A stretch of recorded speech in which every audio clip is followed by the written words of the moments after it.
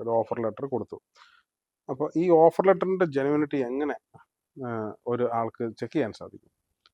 ആ ഓഫർ ലെറ്ററിനകത്ത് ഏതെങ്കിലും ഒരു കമ്പനിയുടെ പേരിലായിരിക്കും ഓഫർ ലെറ്റർ തരുന്നത്. അപ്പോൾ അതിനകത്ത് ആ കമ്പനിയുടെ ABN ചിലപ്പോൾ ഉണ്ടാവും. ചിലപ്പോൾ നമ്പർ മീൻസ് എന്താണ് ഓസ്ട്രേലിയൻ ബിസിനസ് നമ്പർ, അത് രജിസ്ട്രേഷൻ നമ്പർ. ഓക്കെ.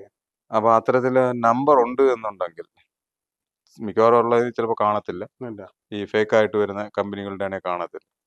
അപ്പം നമ്പർ ഉണ്ട് എന്നുണ്ടെന്നുണ്ടെങ്കിൽ ABN ചെക്കപ്പ് ഗൂഗിളിൽ ചെയ്ത് കഴിഞ്ഞാൽ ഓസ്ട്രേലിയയിലെ ABN ചെക്കപ്പ് എന്ന് അടിച്ചു കഴിഞ്ഞാൽ ഓസ്ട്രേലിയൻ ബിസിനസ് നെയിം രജിസ്ട്രേഷൻ്റെ ആ വെബ്സൈറ്റ് വരും. ആ വെബ്സൈറ്റിൽ ഈ നമ്പർ അടിച്ചു കഴിഞ്ഞാൽ യഥാർത്ഥ കമ്പനിയാണോ എങ്കിൽ ആ കമ്പനിയുടെ ആ പേര് അത് എഴുതി. ഇനി ABN ഇല്ലെങ്കിലും ആ കമ്പനിയുടെ പേര് അതിനകത്ത് എന്തായാലും ഉണ്ടായിരിക്കും, ലെറ്റർ ഹെഡ്.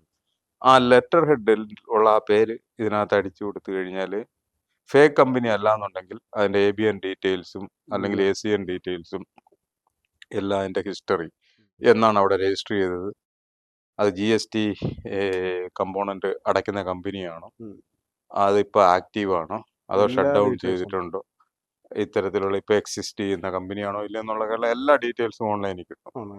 അപ്പം അങ്ങനെ ഒരു കമ്പനി ഇല്ല എന്നുണ്ടെന്നുണ്ടെങ്കിൽ അത് ഫേക്ക് ആണെന്ന്.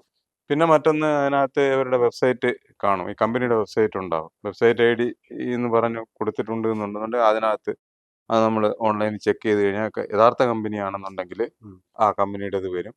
എന്നിട്ട് അതിനകത്ത് ഏതെങ്കിലും തരത്തിലുള്ള അണ്ടർസൈൻ ചെയ്തിരിക്കുന്ന സ്റ്റാഫിന്റെ മറ്റോ ഒക്കെ ഇത് സെർച്ച് ചെയ്യാനുള്ള ഓപ്ഷൻ ഒന്നുകിൽ കാണും. അതല്ലാന്നുണ്ടെങ്കിൽ ആ കമ്പനിയെ കോണ്ടാക്ട് ചെയ്യാനുള്ള കോണ്ടാക്ട് നമ്പർ ഉണ്ടാവും, അല്ലെങ്കിൽ ഇമെയിൽ ID ഉണ്ടാവും.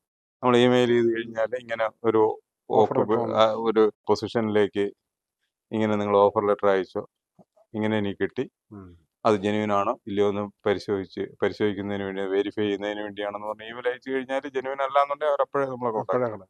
ഫസ്റ്റ് നമുക്ക് റെഡ് ഫ്ലാഗ് ആയിട്ട് തോന്നാൻ പറ്റുന്ന ഒരു കാര്യം, ഒരു ജോബിന്, ഒരു എംപ്ലോയ്മെന്റിന് ക്യാഷ് ഡിമാൻഡ് ചെയ്യുമ്പോൾ ഒരിക്കലും ഒരു എംപ്ലോയറും അവർക്ക് ജെന്യൂൻ ആയിട്ട് ഒരു എംപ്ലോയിയെ വേണമെന്നുണ്ടെന്നുണ്ടെങ്കിൽ അവര് നമ്മളോട് കാശ് ആവശ്യപ്പെടത്തില്ല. കാര്യം അവരുടെ ബിസിനസ്സിനാണ് എംപ്ലോയി. ആ ഡിമാൻഡ് വരുമ്പോൾ തന്നെ അത് സ്കാം ആണെന്നുള്ളതിന്റെ ഫസ്റ്റ് റെഡ് ഫ്ലാഗ് ആണ്. തീർച്ചയായിട്ടും.